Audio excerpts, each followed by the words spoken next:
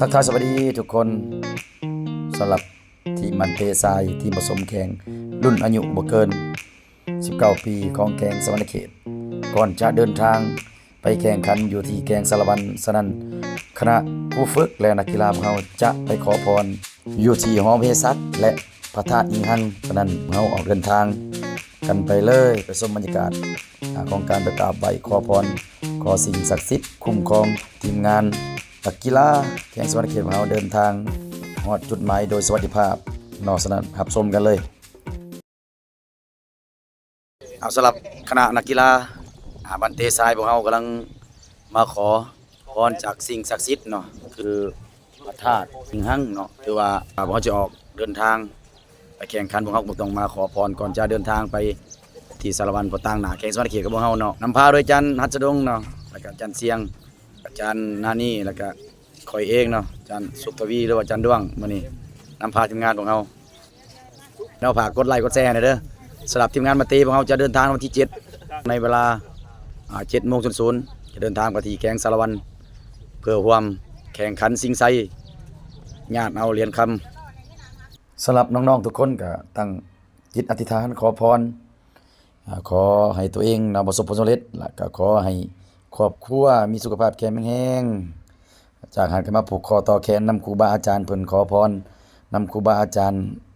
ที่เพิ่นให้พรแล้วก็รดน้ำมนต์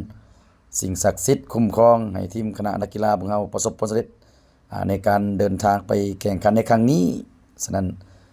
ฝากกองเชียร์กดไลค์กดแชร์หน่อยเด้อถือว่า FC เนาะทั้งน้องสาวคนงามเนาะที่เดินทางมาจากประเทศไทยเนาะเพิ่นก็มาถ่ายรูปนำขอบใจเด้อฝากกดไลค์กดแชร์หน่อยเด้อน้อง FC จากพังนั่นเนาะเพิ่นมาถ่ายรูปนำหลังจากทีมงานของเขากราบไหว้แล้วเขาก็ออกมากินข้าวก่อนกินข้าวปุ้นแซ่บๆพอดีมาเจอน้องสาวกินน้ำดีกว่ากินข้าวปุ้นกันแซ่บอยู่บ่แซ่บบ่ห้านี่แซ่บบ่ให้หยอกหน่อยเด้อพอดีออกมาจากปะท่าก็ได้มาเจอน้องสาวกำลังกินข้าวปุ้นอยู่บ่อายที่ทีมงานบ่อายมานี่เอากระแซ่บพวกเจ้าได้สิมานั่งใกล้กับเราน่ะกินแฟนเราบ่ให้ยิ้มแหน่แม่ค้านั่นพาทีมงานบันเตทรายมาอุดหนุนได้ไหมได้มีหยังกระแถมไม่หลายในตอนเลือดเด้อ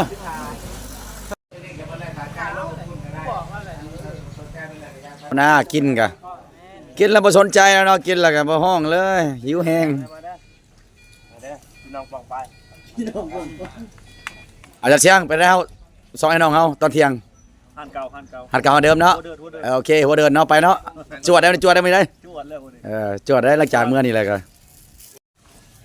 โดไปไหนโดเสิร์ฟเรียบร้อยที่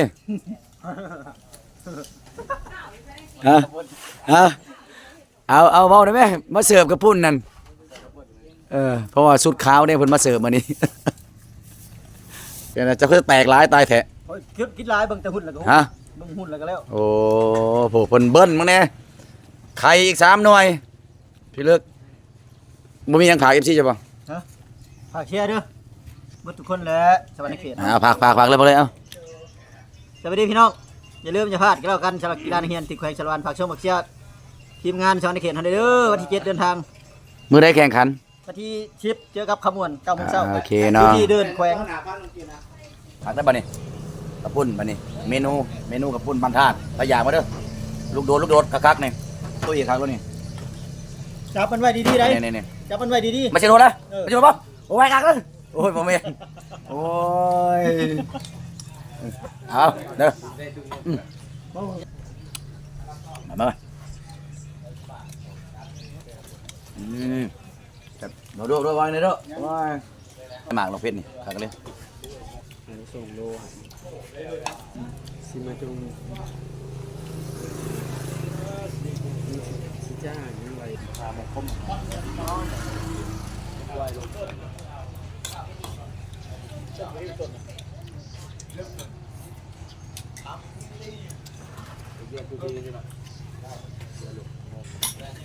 เนาะไม่ละ